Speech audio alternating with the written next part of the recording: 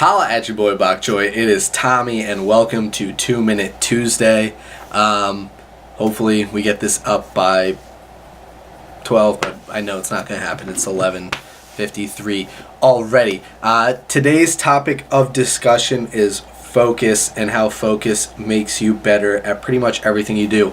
Looking back on my own life, when I had really focused on things, I was a lot better at doing them. So my first 2 years of college soccer, I realized that the focus wasn't there, just focusing on that one single task of that touch. I was always worried about things further in advance, like what's going to happen if this happens, and you always have to have that in the back of your mind. You always got to be a couple moves ahead, but you just got to focus on that one thing. So now, I think the maturity level has grown and my focus has grown, where if I just focus on that one thing, I get better at it. So I have a problem with running where I run heel to toe, but I focus when I'm on the elliptical. We have one that's more of a striding elliptical, I forget what it's called, or on the bike, and I focus on that, getting the foot out, striking with the ball of my foot. When I went to run today, I was able to run more on the balls of my feet, and then that takes away my shin problems. And if you just sit there and focus on each individual task,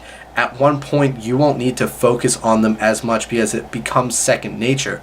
Yes, you still need to focus on them, but it's so in the back of your head that this is what I need to do that you're able to think those couple moves ahead. So if you focus on the basics now and get those down to a T, your focus could shift to the more advanced things, for running, when to make your moves. If you focus on your form now, which is what I'm doing, and you start running well and practicing well and how you need to practice, you focus on all that, then you learn the more in-depth parts to running that a lot of people don't understand how in-depth running actually gets. Yes, it's the simplicity of it is just get out there and run, but when you're running an indoor 800, most likely you want to be making your moves going into the first turn of your last lap, things like that you need to learn, but you need to be laser focused on absolutely everything.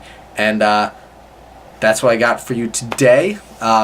Please hit that like button, smash that subscribe button, and don't forget to be the change.